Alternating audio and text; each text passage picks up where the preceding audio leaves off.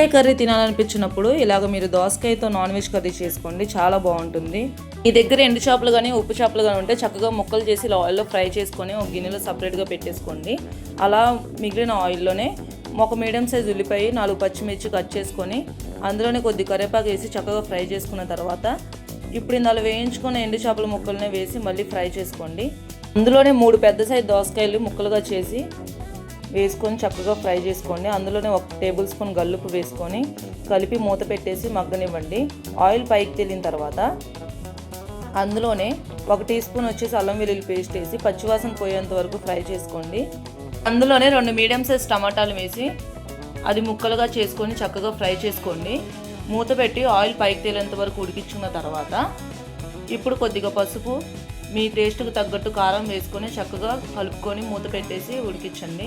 మూత పెట్టేసి లో ఫ్లేమ్లో మగ్గనివ్వండి. మళ్ళీ ఆయిల్ తేలేంత వరకు ఉంచండి. ఇప్పుడు ఆ తర్వాత అందులోనే నీళ్ళు పోసేసి మొత్తం కలిపేసుకున్న తర్వాత మూత పెట్టేసి మీడియం ఫ్లేమ్ నుంచి లో ఫ్లేమ్ వరకు చక్కగా కూర అంతా దగ్గరకు అయ్యేంత వరకు ఉడికించండి.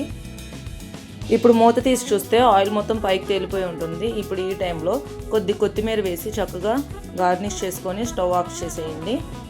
అంతే అండి, ఎంతో టేస్టీ అయిన దోసకాయ కూర విత్ చేపలు చాలా టేస్టీగా ఉంటుంది. వీడియో నచ్చినట్టయితే లైక్ చేయండి. Thank you for watching.